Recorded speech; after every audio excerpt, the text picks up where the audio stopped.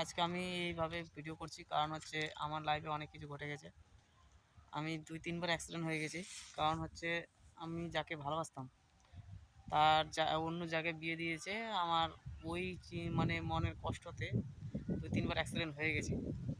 তো মানে যা কষ্ট লাগছে ওই কষ্টতে আমি থাকতে পারছি না। ওই ভেবেই গাড়ি তাও চালালাম। তো 3 বার চালাইছি, 3 দিন আকাম হয়েছি। তো আজকে যে মাথাটা নাড়া হয়েছি এর পিছনে কারণ হচ্ছে আমার মাথার পিছন দিকে আকাম হয়েছে।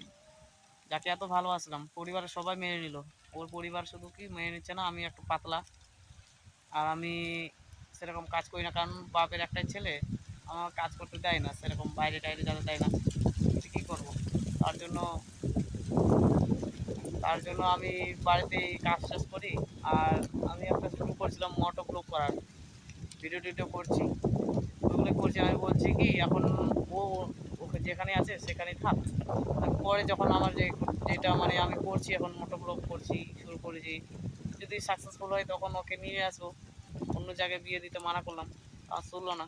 মনটা খুব খারাপ লাগলো। এখন শুনছি নাকি ওর অন্য জায়গায় বিয়ে দিয়ে দিয়েছে। কষ্ট লাগছে, কী করবো? এই কষ্টটা যারা মানে প্রেমে ধোঁকা খাইছে বা যার অন্য জায়গায় জোর জবরদস্তি বিয়ে দিয়েছে তাই একমাত্র জানতে পারবে। আজকে আমার যা কষ্ট লাগছে আমি নিজে বুঝতে পারছি না কী করবো না করবো। হ্যাঁ, এতটা আমার কনফিডেন্ট আছি সুসাইডটা করতে পারবো না। কারণ হচ্ছে মা বাবা এত ছোটো থেকে বড় করেছে, মানে বলার কোনো কিছুই নাই। এত কষ্ট করে আমাকে বড় করেছে, তার জন্য আমি যদি সুসাইড করে নিই তো আমার মা বাবাকে দেখার আর কেউ নেই। কারণ একমাত্র আমি। আমার ভিডিওগুলো সবাই একটু শেয়ার ফলো করে দাও। কারণ হচ্ছে আমি বুঝতে পারছি না কী করব। যতবার গাড়ি চালাচ্ছি ততবার অ্যাক্সিডেন্ট হচ্ছে। শুধু ওরই কথা সবসময় মনে পড়ছে, সবসময় ওরই কথা মনে পড়ছে। ভালো লাগছে না। আমি নাকি গরিবের ঘরের ছেলে। আমার মা বাবা আজ পর্যন্ত আমাকে এতটা মানে কী করে রাখিনি কি আমরা এতই গরিব। আমাদের যথেষ্ট জমি জায়গা সব কিছু আছে, কিন্তু আমার কি একটাই, আমি একটু পাতলা। ওই জন্য আমার সাথে নাকি ওর বিয়ে দিবে না, জোর করে অন্য জায়গায় বিয়ে দিয়ে দিয়েছে। তো আমাকে সবাই একটু সাপোর্ট করো, সবাই একটু সাপোর্ট করো, সব ভাই দয়া করে বলছি সবাই একটু আমাকে সাপোর্ট করো।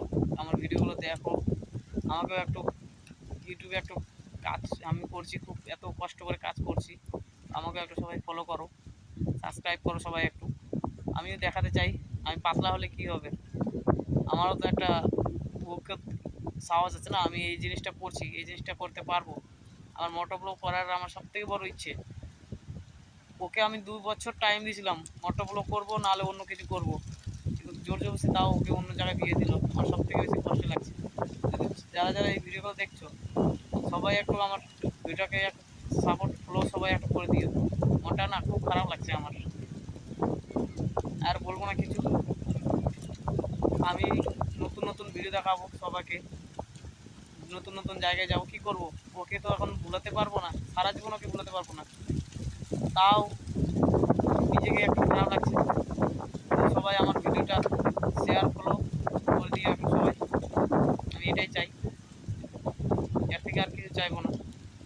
সাবস্ক্রাইব তো করে দিবে সবাই একটু।